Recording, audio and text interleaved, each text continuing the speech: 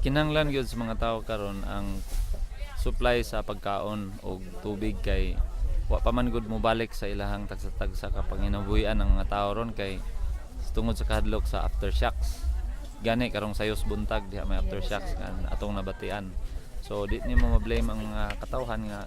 sigurohon gyud ang ilahang safety. So karon murag dependent gyud ang halos kadaghanan sa hinabang, pero doon na sa mga pamilya nga gipadadaan sa ilahang mga kaparintihan sa gawas sa lain nga dapit mao nga kani pagkakaron for the next 1 week tingali sige kita grasyon ani kadto sigurong mga dili supporters nako ila sigurong pagtuo nga awa ko kadawat tungod kay di ko tawo ni mayor. Well, in fact wa sila kadawat tungod kay kuwang yun ang supplies karon nga igo-igo na we are starting to distribute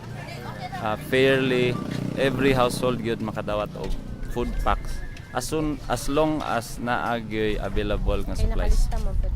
Unya closely monitored na kay gi-record gyud ni tanang nadawat og tanang gi-distribute na record ang atong Department of Social Welfare and Development DSWD mo akong gitahasan nga monitor na as witness sa atong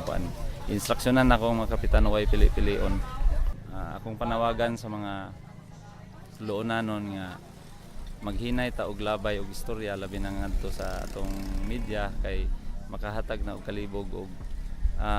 pagkadismaya sa mga donors no imbis hinon nga hatagan ta magduda na hinon nga kita ra poy nakaingon nga dili na ta tabangan tungod kay kita ra sa nidaot sa atong Google isig ka ingon din sa lungsod sa lon kinahanglan unta tinabangay ta di lang ta magbasulay no kay kaming tanan ning kamot din